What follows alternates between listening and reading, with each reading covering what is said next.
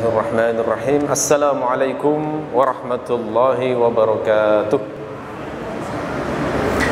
Alhamdulillahirabbil alamin wa bihi nasta'inu ala umur dunya waddin wassalatu wassalamu ala sayyidil mursalin wa imamil muttaqin nabiyyina Muhammadin wa ala alihi wa sahbihi wa man tabi'ahu bi ihsanin ila yaumiddin. Allahumma inna nas'aluka ilman nafi'a wa rizqan thayyiban wa amalan mutaqabbala. Rabbana zidna ilma warzuqna fahma waj'alna minas salihin, amma ba'du. Baik, Bapak Ibu sekalian, jamaah Masjid Ibnu Sina rahimakumullah. Kita melanjutkan kajian kitab Arba'in Nawawiyah, dan kali ini kita membahas hadis ke-10.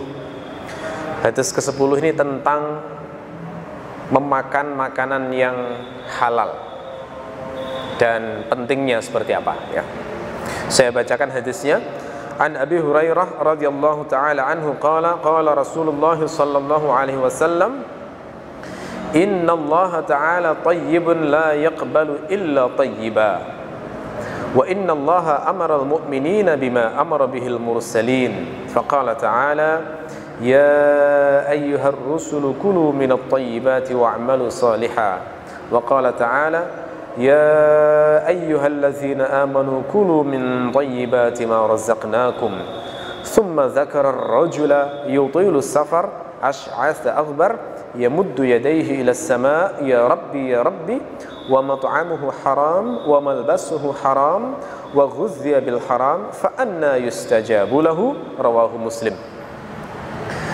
Dari Abu Hurairah radhiyallahu anhu, beliau berkata, Rasulullah sallallahu alaihi wasallam bersabda,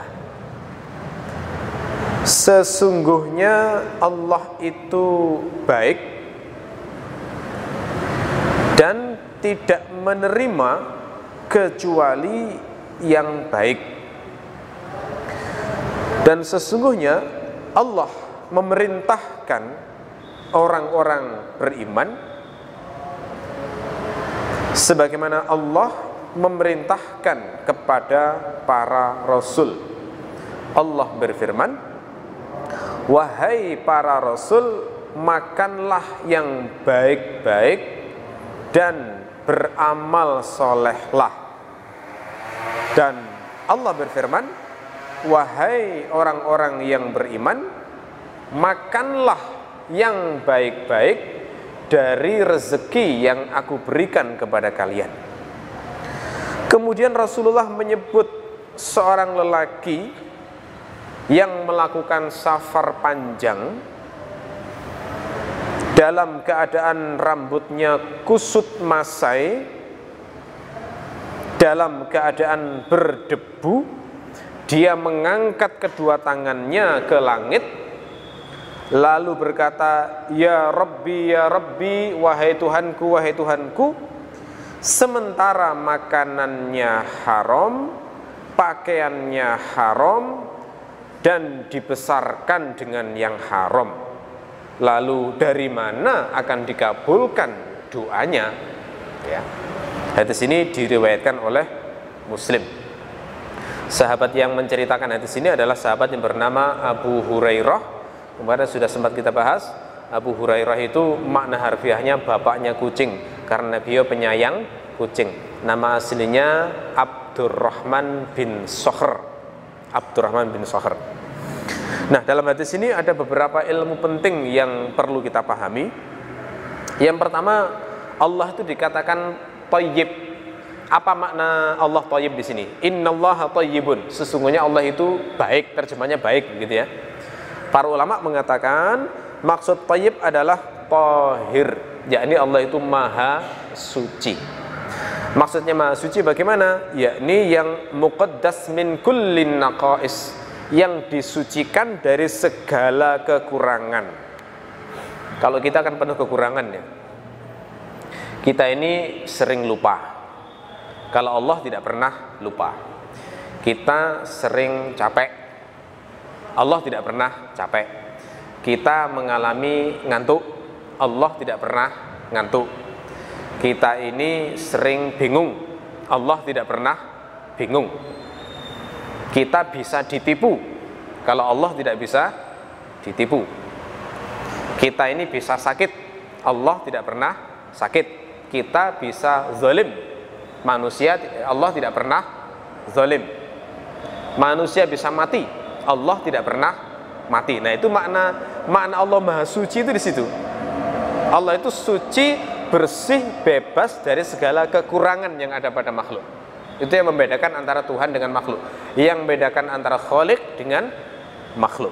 Jadi makna thayyib di sini adalah tahir, maksudnya suci dari segala kekurangan. Ya. Nah, kemudian di sini dikatakan la yaqbalu illa thayyiba. Allah itu tidak menerima kecuali yang baik. Jadi karena Allah itu maha baik, yang sempurna dari segala kekurangan, maka Allah pun itu juga hanya menerima yang baik-baik saja. Nah, hadis lain yang semana dengan ini terkait dengan sedekah, ya, terkait dengan sedekah. Saya bacakan hadisnya. Dalam hadis riwayat Bukhari, Rasulullah bersabda, "Man tasaddaqa bi'adli tamratin min kasbin thayyibin wa la yaqbalullahu illa thayyib." Alhamdulillah. Wa innallaha yataqabbaluha bi yaminihi thumma yurabbiha li sahibihi kama yurabbi ahadukum faluwahu hatta takuna mithlal jabal. Barang siapa yang bersedekah dengan seberat kurma dari penghasilan yang halal dan Allah tidak menerima kecuali yang baik-baik saja, maka Allah akan menerima dengan tangan kanannya, kemudian menumbuhkannya sebagaimana salah seorang di antara kalian membesarkan anak kudanya, sampai kemudian sedekah sebesar kurma itu menjadi seperti gunung.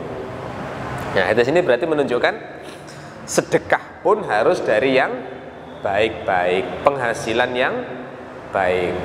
Jangan sampai bersedekah hasil curian. Ya. Gaya-gaya Robin Hood tidak boleh dipakai. Ya.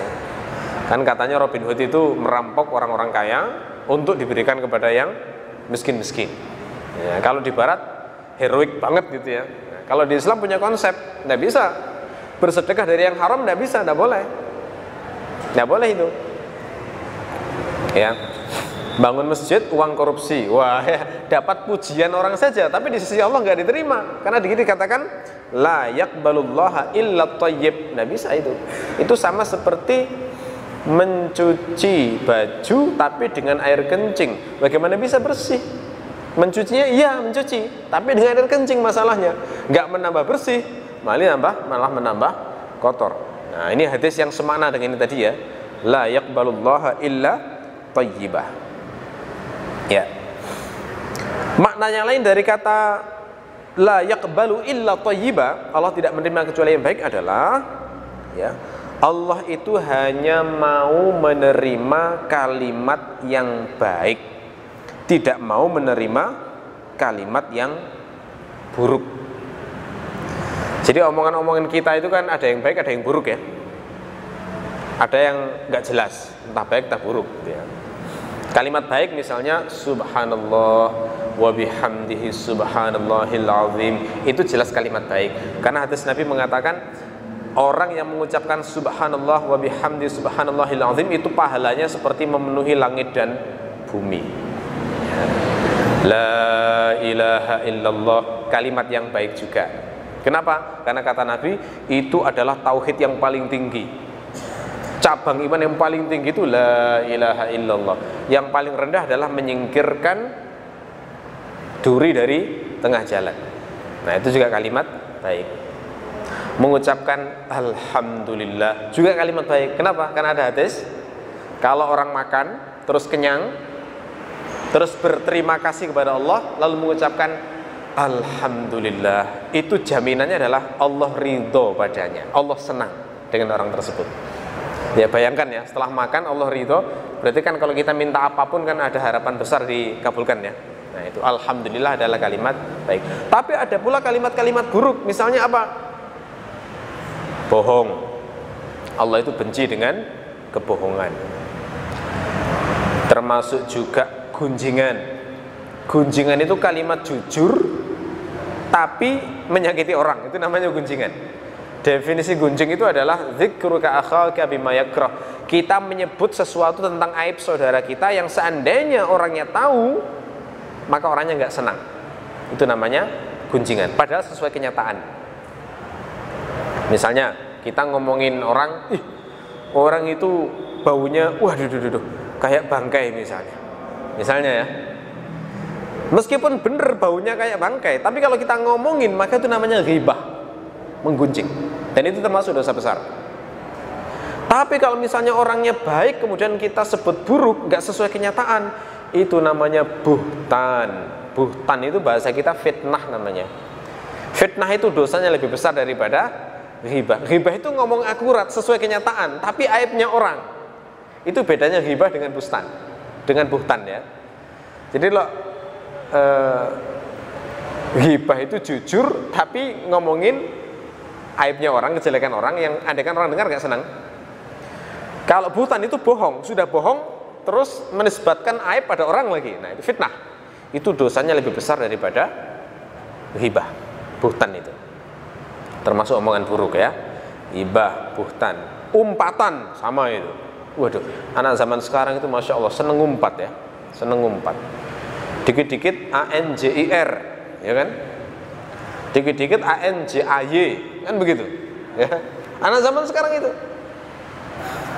Ya, itu aslinya kan mengumpat anjing, terus dihaluskan. Yaitu sama seperti orang Inggris mengumpat dengan hell, what the hell, ya, terus dihaluskan jadi what the heck, ya, gitu ya. Model-model kayak begitu dihaluskan. Aslinya ngumpat juga itu. Dan itu dilarang dalam agama. Laisal mu'minu bit-ta'an walal la'an walal fahish walal badhi. Seorang mukmin itu bukan orang yang suka menikam dengan kata-kata, juga bukan orang yang suka melaknat, juga bukan orang yang berkata kotor, juga bukan orang yang suka berkata porno. Kurang jelas apa ini petunjuk dari Nabi itu. Dijaga ucapan orang mukmin itu. Tidak boleh ngumpat, nggak boleh ngomong jelek. Hadis Nabi sahih. Nah, itu termasuk kalimat-kalimat jelek. Nah, yang naik ke Allah, yang diterima Allah itu hanya yang baik-baik. Jadi kalimat kita itu semuanya naik ke Allah, diterima oleh Allah. Makanya di Quran ada kata ilaihi yas'adul kalimut thayyib, kepada Allah lah naik kalimat-kalimat yang baik. Gitu ya. Jadi la yaqbalullahu illa thayyiba. Makna lain dari la yaqbalullahu illa thayyiba adalah Allah itu hanya menerima amal soleh yang benar-benar bersih, yang tidak dicampuri perusak-perusak amal. Perusak amal itu apa? Banyak. Misalnya riya, gitu ya. Kelihatannya sedekah, tapi tujuannya biar disebut dermawan. Nah, itu nggak diterima Allah, itu nggak diterima. Kelihatannya seperti berhaji, tapi tujuannya biar dipanggil abah atau umi, dipanggil Pak Haji atau Bu Haji. Kalau niat semacam ini, maka amalnya ditolak karena itu riya sifatnya. Termasuk juga sum'ah. Apa bedanya riya sama sum'ah? Sebenarnya riya dan sum'ah itu secara kasar boleh dua-duanya diterjemahkan pamer, boleh. Riya dan sum'ah itu semuanya boleh diterjemahkan pamer dalam batas tertentu ya. Cuma bedanya begini, kalau riya itu adalah pamer untuk dilihat mata. Jadi saat kejadian, saat momen melakukan amal soleh itu dinamakan riya. Berjihad misalnya, semangat tujuannya biar disebut memberani karena orang melihat dia berjihad kayak begitu. Nah, ini riya namanya. Dari kata ro'a, ro'a itu kan melihat bahasa Arab. Nah, diubah ke masdar jadi riya. Kalau sum'ah, sum'ah itu pamer tapi jenisnya adalah untuk didengarkan orang. Jadi reputasinya yang menyebar, yang ia inginkan. Bisa jadi yang dipamer itu nggak pernah lihat kejadiannya langsung, tapi dia mendengar kisah tentang reputasi seseorang. Itu namanya sum'ah. Nah, biasanya sum'ah itu munculnya adalah setelah amal. Itu bisa menghancurkan amal juga. Di antara contoh terbaik yang diberikan oleh para ulama yang menunjukkan sum'ah itu misalnya yang dikisahkan di zaman dulu. Al-Kisah, ada seorang lelaki yang melakukan haji bersama istrinya, lalu kemudian suatu saat didatangi oleh tamu. Tamunya datang, lalu kemudian tuan rumahnya itu bilang ke istrinya begini, istriku, tolong buatkan minuman untuk tamu kita, tapi jangan memakai gelas yang kita beli pada haji pertama. Pakailah gelas yang kita beli pada haji yang kedua, gitu ya. Apa maknanya? Nah, dia pengen pamer, saya sudah haji 2 kali, gitu loh ya. Ini sum'ah namanya, sum'ah. Yang diajak ngomong mungkin nggak melihat hajinya dia, tapi dia pengen menunjukkan aku sudah haji 2 kali. Ini namanya sum'ah. Sum'ah semacam ini itu menghancurkan amal. Allah nggak menerima amal yang disertai sum'ah. Ini yang membuat kita nggak terasa betapa tidak mudahnya ya untuk beramal soleh itu. Karena saat mau melakukan sudah digoda untuk tidak melakukan. Begitu sudah melakukan digoda untuk tidak ikhlas. Begitu sudah selesai ikhlas, digoda untuk melakukan sum'ah. Perjuangannya terus menerus ya, sampai akhir hayat. Makanya tidak mudah. Membuat amal kita diterima Allah itu benar-benar tidak mudah. Kalau orang lain yang menceritakan tidak masalah, itu nggak sum'ah. Tapi kalau yang menceritakan kita sendiri dengan maksud, dengan tujuan supaya mendapatkan pujian orang, itu namanya sum'ah. Dan ancaman sum'ah itu cukup mengerikan. Ancamannya apa? Orang yang melakukan sum'ah, kata Nabi, diancam dibongkar aibnya.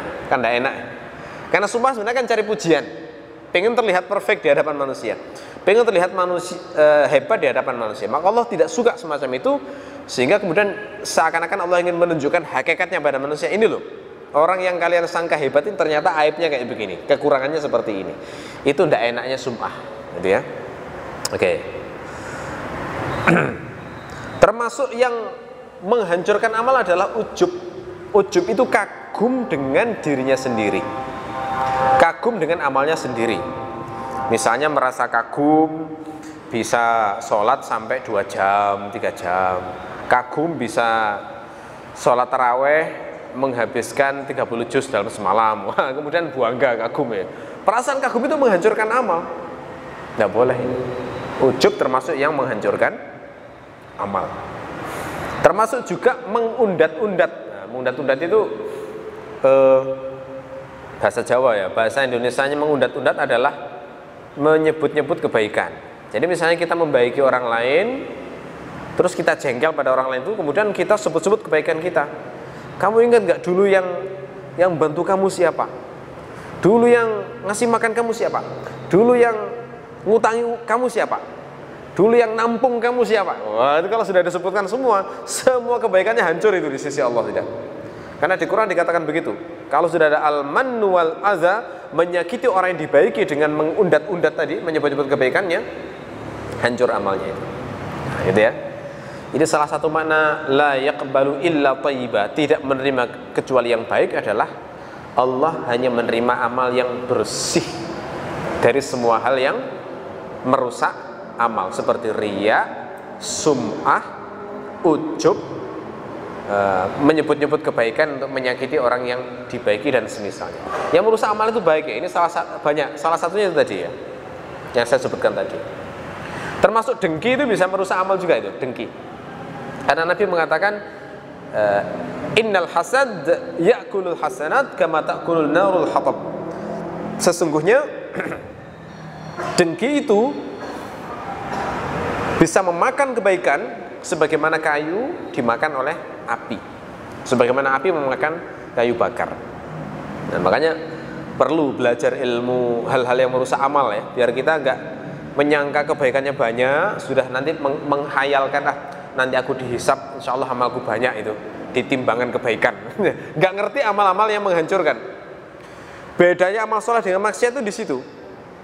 Maksiat itu enggak perlu niat, sudah dihitung maksiat, sudah neraka ancamannya.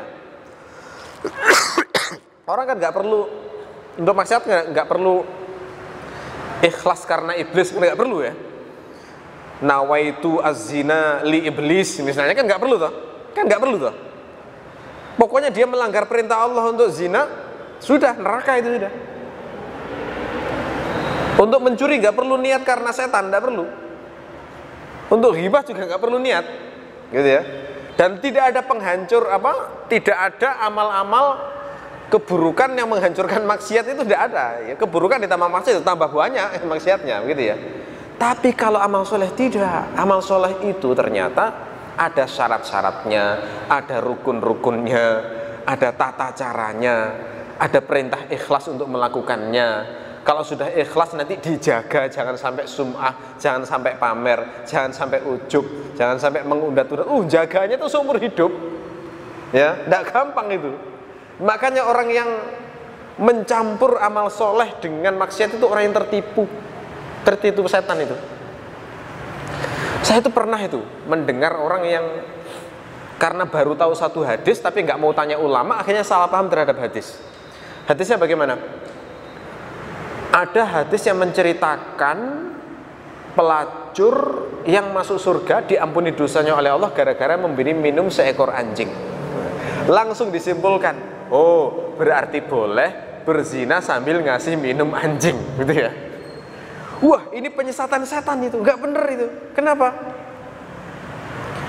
Jangankan mencampur amal soleh dengan maksiat, seumur hidup beramal soleh saja belum tentu diterima oleh Allah, gitu kan? Kenapa? Ada kemungkinan salah niatnya kemungkinan ada. Apalagi mencampur, sudah amalnya belum tentu diterima, maksiatnya jelas, gitu ya. Kalau masalah pelacur tadi itu bukan masalah mencampur amal soleh dengan maksiat. Kenapa kok Rasulullah itu mengabarkan pelacur itu diampuni dosanya oleh Allah? Itu karena saking ikhlasnya pelacur itu loh.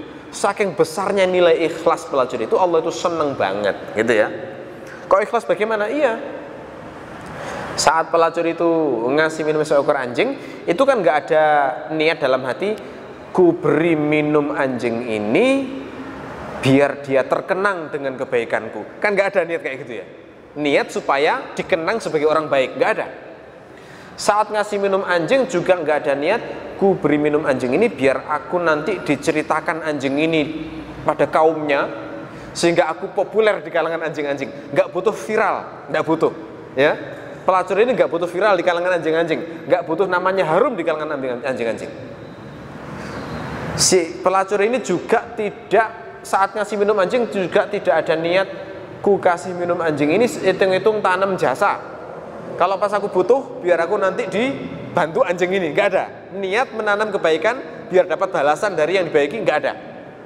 Jadi niat ngasih minumnya bener-bener karena minta maaf pada Allah, merasa dosanya banyak, pengen berbuat kebaikan meskipun sedikit, biar nanti saat di akhirat dihisab Allah itu masih punya catatan kebaikan. Niatnya murni banget sama itu. Ya, di situ kan juga nggak ada wartawan di situ yang meliput kejadian minum anjing itu. Ya, jadi dia nggak betul terkenal. Ya, makanya Allah sangat menghargai amal si pelacur ini, sehingga saking ridhonya Allah, diampunilah dosanya, dia diberi ilham untuk bertobat, kemudian wafat dalam keadaan sebagai wanita solehah masuk surga. Itu ceritanya. Jadi bukan mencampur amal soleh dengan maksiat, enggak, gitu ya. Ya, jadi nggak gampang. Itu bedanya maksiat dengan ketaatan kayak begitu. Maksiat itu gampang banget. Makanya seperti neraka kan turun ya, jatuh gitu ya. Kalau ke surga itu naik, perjuangannya berat. Harus dengan perjuangan yang tidak ringan. Oke. Baik. Jadi itu adalah makna la yaqbalu illa thayyiba. Kemudian potongan hadis berikutnya menjelaskan tentang perintah makan yang baik dan halal. Bagaimana lafaz hadisnya? Rasulullah bersabda, wa innallaha amaral mu'minin bima amara bihil mursalin. Allah itu memerintahkan pada orang-orang mukmin dengan sebuah perintah yang juga diperintahkan kepada para rasul. Jadi taklifnya sama antara rasul dengan orang mukmin itu. Dalam hal apa? Yakni dalam hal makan makanan yang halal. Itu perintahnya sama. Seperti dalam Al-Quran ada ayat yang berbunyi, ya ayyuhar rusulu kulu minat thayyibat, wahai para rasul, makanlah makanan yang baik, wa'malu sholihah. Setelah makan kamu dapat energi, maka gunakan untuk beramal soleh. Itu perintah Allah kayak begitu. Ya. Makanan itu kan memang tujuannya biar punya tenaga. Untuk apa tenaganya? Amanahnya untuk beramal soleh. Itu perintah Allah pada para Rasul. Nah, ternyata perintah ini juga diperintahkan Allah kepada para mukmin. Ya ayyuhallazina amanu kulu min thayyibati ma razaqnakum. Wahai orang-orang yang beriman, makanlah yang baik-baik, maksudnya adalah yang halal, ya, dari apa yang aku rezekikan kepada kalian. Nah, dari hadis ini kita bisa menyimpulkan berarti antara makanan dengan amal soleh itu ada hubungan. Antara makanan dengan amal soleh itu ada hubungan. Apa itu hubungannya? Kalau pingin amalnya baik, maka jagalah makanan kita yang baik-baik juga. Jangan sampai kita makanan yang tidak halal. Karena kadang-kadang gara-gara makanan yang haram nggak bisa khusyuk loh sholatnya. Bisa itu. Gara-gara makanan yang haram berat untuk diajak amal soleh, gampang diajak maksiat. Itu bisa jadi gara-gara makanan juga. Jadi kalau pingin amalnya baik, maka jagalah makanan yang baik-baik. Nah, termasuk juga hubungan yang lain antara makanan yang baik dengan amal adalah, ini yang paling menakutkan ini, amal soleh itu ditolak oleh Allah jika makanannya tidak baik. Ya, amal soleh itu ditolak oleh Allah jika orang makan makanan yang haram. Wah, ini yang paling berat, ini yang paling menakutkan sebenarnya. Jadi ternyata syarat terima amal itu banyak ya, bukan hanya ikhlas, bukan hanya sesuai syarat dan rukunnya, sesuai dengan sunnah Nabi, tapi ternyata juga harus menjaga makanannya. Jadi jangan sampai makanan yang haram, karena itu bisa membuat amal ditolak. Mana yang menunjukkan hal itu? Ya, yang menunjukkan adalah di awal hadis Rasulullah itu memberikan kaidah bahwa Allah itu la yaqbalu illa thayyiba. Allah itu tidak menerima kecuali yang baik. Setelah itu Rasulullah menjelaskan bahaya makanan-makanan yang haram. Nah, itu berarti menunjukkan, ya, menunjukkan berarti orang yang makan makanan yang haram itu amalnya menjadi ditolak, ya, karena berarti dia tidak menjaga makanan. Ya. Ada Mu'jam al-Awsat yang mengatakan bahwa makan makanan haram itu bisa membuat amal ditolak selama 40 hari. Di dalam riwayat ini dikatakan innal abda la yaqdhiful luqmatal haram fi jawfihi ma yutaqabbalu minhu amala arba'ina yauman. Seorang hamba itu kadang melemparkan satu suapan makanan dalam perutnya yang membuat dia itu amalnya tidak diterima selama 40 hari. Wah, ini menakutkan ini ya. 40 hari tidak terima amalnya.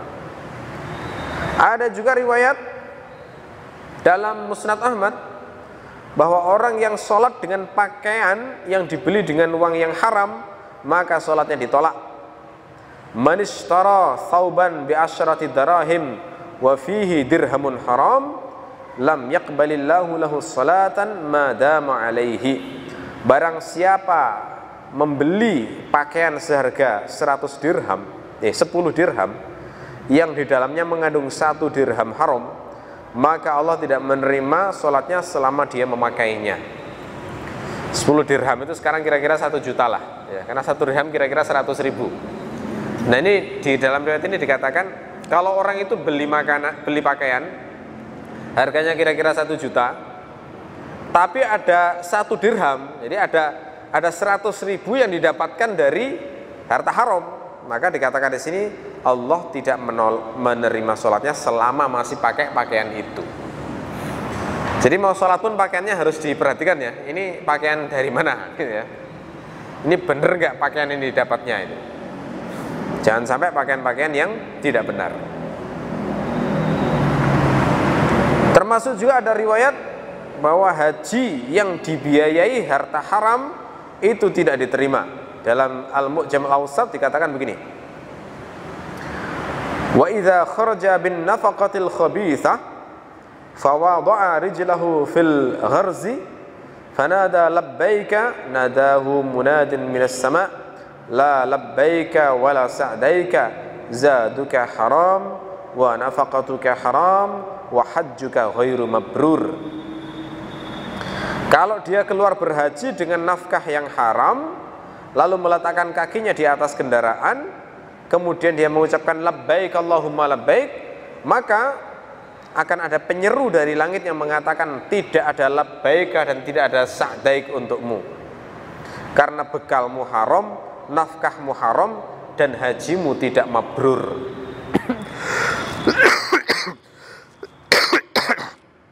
Ya, ini juga cukup menakutkan riwayat tersebut. Ada juga riwayat Asar Ibnu Abbas yang mengatakan bahwa Allah itu tidak menerima sholatnya orang yang di dalam perutnya itu ada makanan yang haram masuk di dalamnya. La yaqbalullahu sholata mri'in fi jawfihi haram. Allah tidak menerima sholat seseorang yang dalam perutnya mengandung hal yang haram. Jadi sekarang harus hati-hati masalah makanan ya. Termasuk mahasiswa di kos-kosan, jangan asal santap makanan yang bergeletakan ya. Bisa jadi itu miliknya teman yang tidak ridho kalau dimakan ya. Kecuali setelah makan minta izin terus diridhokan aja jadi halal ya.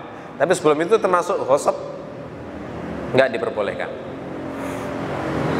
Oke. Nah, makna amal ditolak itu bagaimana? Makna amal ditolak adalah Allah itu tidak ridho dengan amal tersebut, tidak memuji pelakunya, tidak memuji yang melakukannya di depan malaikat, tidak dibanggakan Allah di depan malaikat. Ya, ini makna amal ditolak itu semacam itu. Makna yang kedua adalah Allah tidak memberinya ganjaran. Itu makna amal ditolak. Ya, tetapi secara fikih sebuah kewajiban ketika sudah ditunaikan maka gugur kewajiban tersebut meskipun tidak mendapatkan pahala. Jadi maksudnya kayak gini loh ya. Saya tadi memberikan contoh beberapa contoh amal soleh yang ditolak karena makanan yang haram. Misalnya haji, berhaji tapi hasil melacur misalnya. Itu dari sisi hukum kewajiban hajinya gugur. Tapi dari sisi pahala nggak dapat pahala haji. Itu maksudnya semacam itu. Jadi nggak perlu mengulang hajinya. Dari sisi itunya gugur. Andaikan mati dalam keadaan sudah semacam itu, maka gugur kewajiban hajinya. Tapi dari sisi amalnya ditolak itu. Termasuk sholat tadi. Yang dikatakan orang misalnya makan makanan haram, sholatnya itu tidak diterima. Itu maksudnya bukan disuruh ngulang sholatnya. Kewajiban sholatnya gugur, tapi pahala sholatnya tidak dapat, gitu ya. Itu termasuk yang dalam riwayat hadis orang-orang yang sholatnya ada kekurangan. Ya, ada kekurangan itu bisa ditambal, bisa tidak. Bisa ditambal dengan amal-amal soleh yang lain, bisa ditambal dengan sholat-sholat sunnah dan sebagainya, gitu ya. Jadi tidak perlu mengulangnya. Jadi itu mirip seperti hadis lain yang mengatakan bahwa ada 3 orang yang sholatnya itu tidak diterima oleh Allah. Siapa itu? Yang pertama adalah budak yang melarikan diri dari tuannya. Yang kedua adalah seorang istri yang membuat marah suaminya. Yang ketiga adalah orang yang mendatangi dukun kemudian percaya kepadanya. Ini 3 orang yang sholatnya ditolak. Itu maksudnya seorang istri misalnya sholat 5 waktu tapi pada saat yang sama membuat marah suaminya pada perkara yang dia itu wajib taat pada suami misalnya. Nah, dalam kondisi ini maka kewajiban sholatnya gugur, tidak usah mengulang sholatnya, tapi pahalanya tidak diterima, gitu ya. Jadi Allah menolak amal solehnya. Termasuk juga ketika ada hadis yang mengatakan bahwa Allah itu tidak menerima sholat orang yang mabuk, yang minum khamr selama 40 hari. Jadi kalau dia ada orang yang mabuk minum khamr, maka selama 40 hari meskipun dia sholat 5 waktu, 5 kali 40 sholat itu berarti 200 sholat itu nggak ada yang diterima oleh Allah, pahalanya tidak didapatkan. Tapi kewajiban sholatnya tidak perlu mengqadha, tidak perlu mengganti, gitu ya. Nah itu. Nah, ini juga termasuk makna ayat dalam surat Al-Maidah. Di surat Al-Maidah itu Allah berfirman, innama yataqabbalullahu minal muttaqin. Allah itu hanya menerima dari orang-orang yang bertakwa. Itu maksudnya diberi pahala jika orang yang melakukannya itu melakukan dengan ketakwaan. Ya, begitu.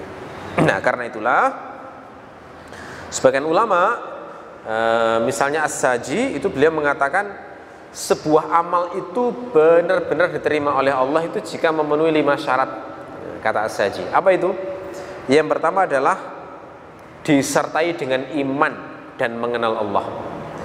Jadi orang kalau misalnya berbuat baik tapi ateis, itu nggak ada pahalanya, itu nggak mengenal Allah. Berarti dia berbuat baik itu bukan untuk Allah. Dia berbuat baik mungkin biar namanya harum, biar tercatat dalam sejarah, biar dapat apresiasi dan sebagainya.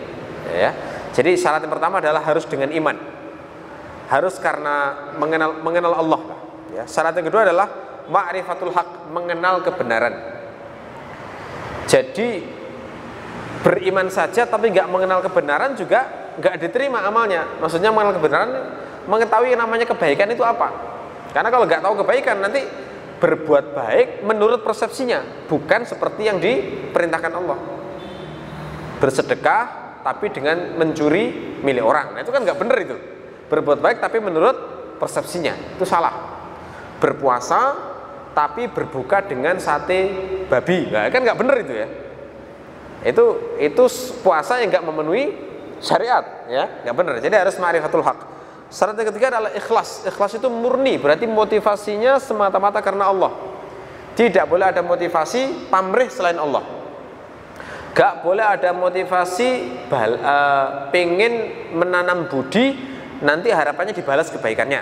Gak boleh ada motivasi kayak gitu.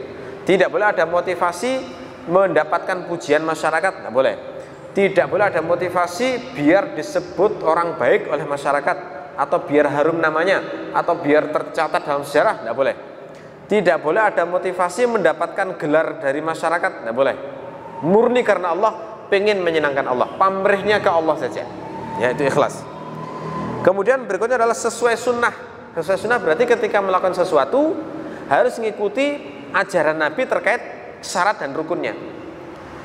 Jadi sudah, kalau orang misalnya sholat sudah ikhlas karena Allah, sudah beriman pada Allah, tapi sholatnya menghadap ke timur misalnya, orang Indonesia menghadap ke timur, kan ya salah itu ya, nggak menghadap kiblat. Nah, itu nggak diterima amal salah semacam itu. Ya, saking semangatnya beribadah kepada Allah, sholat subuh 10 rakaat. Wah, jadi merasa subuh ini kan lagi seger-segernya. Ya, kalau cuma 2 rakaat ya kurang greget lah ya. Tak tambah aja lah 10 rakaat. Nah, ini tambah bid'ah itu ya. Tambah ditolak amalnya, nggak boleh. Harus sesuai dengan sunnah. Rasul mengajarkan sholatnya 2 rakaat itu yang harus diikuti. Meskipun secara logika lebih seger harusnya, lebih banyak, tapi enggak. Subuh itu cuma 2 rakaat. Yang momen-momen capek kayak misalnya zuhur itu malah 4, ya kan? Asar itu kan momen orang selesai kerja ya, malah 4 itu ya. Termasuk maghrib isya itu kan momen-momen orang tenaga sudah berapa, baterainya tinggal berapa persen kan begitu ya. Itu malah berat-berat. Yang seger malah cuma 2. Itu Allah yang paling tahu hikmahnya, nggak boleh dianalogikan dengan akal kita, gitu ya. Nah, syarat yang kelima yang terakhir adalah makan yang halal. Jadi semuanya sudah baik, lalu kemudian makanannya haram, ditolak amal itu. Wah, ini berat itu. Nggak gampang betul itu ya. Karena kita itu digoda penghasilan haram itu hampir setiap hari. Yang pedagang misalnya, jualan. Itu godaannya apa? Godaannya tidak jujur dalam berdagang. Ngomong tentang barangnya nggak sesuai dengan spesifikasi barangnya. Itu kan membuat penghasilannya jadi kotor itu. Ya. Memoles barangnya terlalu berlebihan, nggak sesuai kenyataan. Itu membuat penghasilan jadi kotor. Kalau kita nggak ngerti ilmunya, itu diberikan beras, itu masuk bagian sekian persen kotor jadinya. Ya, makanya Rasul mengajarkan membersihkan penghasilan dagang adalah dengan bersedekah. Itu bersih nantinya, gitu ya. Penghasilan yang lain juga demikian. Kerja kantoran pun kan juga godaan untuk untuk kotor kan banyak itu ya. Laporan-laporan palsu, kwitansi-kwitansi yang tidak benar ya. Itu kan juga membuat jadi tidak bersih itu. Itu kan harus dibersihkan penghasilan semacam itu. Membersihkannya dengan banyak sedekah memang. Karena kadang-kadang ada momen orang itu tidak bisa menghindar itu dari penghasilan yang tercampur yang nggak benar-benar bersih itu. Ya, sampai makanya karena ada penghasilan yang kotor, ada penghasilan yang bersih, ada yang penghasilan yang di antara itu, para ulama itu sampai membahas profesi apa yang paling bersih, sampai ada bahasan kayak begitu. Ya, di mazhab Syafi'i itu dijelaskan profesi yang paling bersih, paling aman itu adalah bertani, gitu ya, paling bersih itu. Ya, godaan untuk terkena haram itu kecil, ya. Asalkan bertani ya murni tani ya, bukan misalnya bertani nanam beras untuk dimakan sendiri, nanam ketela untuk dimakan sendiri, itu kan bersih banget. Jadi dia mulai dari nanamnya pakai tenaganya sendiri, hujan dari Allah, menunggu tumbuhnya tawakal pada Allah, dapat dimakan, bersih banget ya. Makanya seperti seorang ulama namanya Imam An-Nawawi, beliau itu kalau sekarang seperti dosen profesinya, ngajar seperti universitas. Itu beliau nggak mau makan dari gajinya itu malah diwakafkan semuanya. Makannya dari mana? Makannya dari kiriman bumi hasil pertanian dari ayahnya. Wah, itu sampai meninggal seperti itu Imam Nawawi. Itu saking hati-hatinya, gitu ya.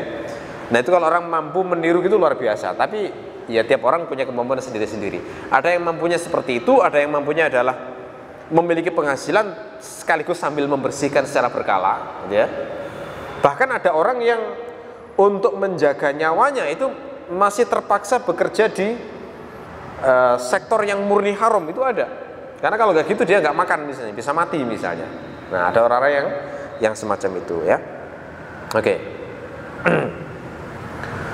Baik, jadi itu adalah syarat-syarat diterimanya amal sebagaimana keterangan dari As-Saji ya. Berikutnya di segmen potongan hadis berikutnya Rasulullah mengajarkan tentang adab-adab doa ya, sekaligus menjelaskan tentang pentingnya makanan halal ya. Jadi di ayat yang berbunyi di hadis yang berbunyi summa dzakara ar-rajulu yutilu safar asy'atha akbar yamuddu yadayhi ila as-sama' ya rabbi wa mat'amuhu haram wa malbasuhu haram wa ghuzziya bil haram fa anna yustajabu lahu. Rasul menceritakan tentang seorang laki-laki yang melakukan safar lama, rambutnya kusut, pakaiannya berdebu, membentangkan kedua tangannya ke langit, kemudian mengucapkan ya Rabbi, tapi makanannya haram, pakaiannya haram, dan dibesarkan dengan haram. Dari mana dia akan dikabulkan doanya? Nah, ini kata para ulama mengandung pelajaran tentang adab-adab berdoa. Apa adab berdoa itu? Singkat saja karena sudah waktu isya. Ada 4 hal yang membuat doa itu dikabulkan. Apa itu?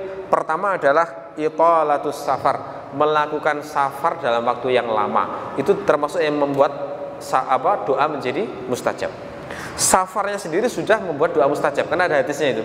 Ada 3 hal yang doanya itu pasti diterima Allah. Pertama, doa orang terzalimi. Keduanya, orang yang melakukan safar. Yang ketiga adalah doa buruk orang tua kepada anaknya. Orang tua hati-hati kalau doakan buruk, itu mustajab itu ya. Kalau doa baik belum tentu ya dikabulkan, tapi kalau doa buruk langsung dikabulkan oleh Allah. Nah ini, apalagi safarnya lama, karena safar itu kan orang menderita ya. Kalau orang yang merasakan safar itu akan merasakan hal-hal yang, apalagi zaman dulu ketika belum nyaman kendaraan seperti zaman sekarang. Kemudian sebab yang kedua adalah tabazzul fil libas wal hay'ah, berpenampilan lusuh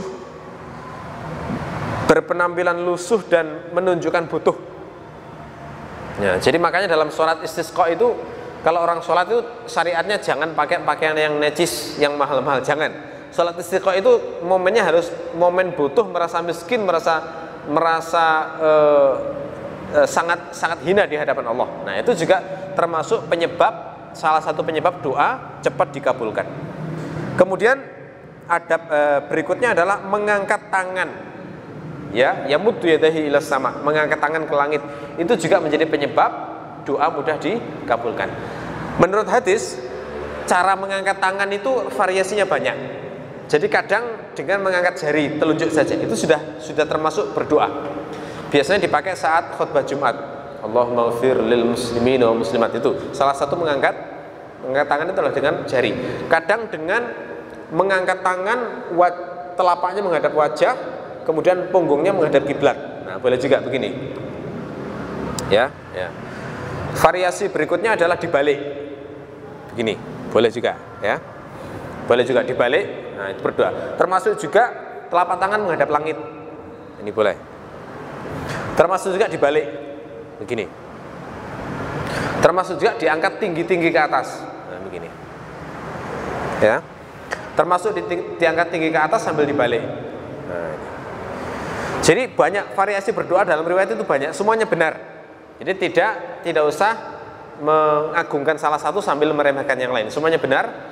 Itu ada riwayatnya masing-masing, ya. Kemudian yang terakhir adalah dengan ilhah. Ilhah itu adalah bersikukuh terus-menerus dan sungguh-sungguh memohon, kayak mendesak begitu ya, mendesak. Jadi kalau dalam hadis dikatakan ya Rabbi ya Rabbi. Jadi kalau berdoa itu sambil mendesak terus-menerus meminta ya Allah, berilah aku begini, berilah aku begini. Nah, itu lebih kuat dikabulkan. Ada harapan kuat dikabulkan daripada orang yang hanya berdoa 1-2 kali kemudian ditinggalkan, ya. Baik, jadi karena waktunya sudah masuk waktu Isya, sementara itu saja. Ada sedikit penekanan dari sekian riwayat tadi itu, hadis yang mengatakan dari mana dikabulkan kalau semacam itu semuanya haram, itu juga menunjukkan kalau orang berdoa tapi nggak menjaga makanan, nggak menjaga pakaiannya dari yang haram, maka doanya tidak akan dikabulkan oleh Allah, ya. Mudah-mudahan Allah memberi taufik kepada kita untuk senantiasa menjaga makanan kita, menjaga harta kita dari yang haram, sehingga amal kita diterima oleh Allah dan doa-doa kita juga semuanya dikabulkan oleh Allah. Subhanakallahumma wa bihamdika asyhadu an la ilaha illa anta astaghfiruka wa atubu ilaik. Wassalamualaikum warahmatullahi wabarakatuh.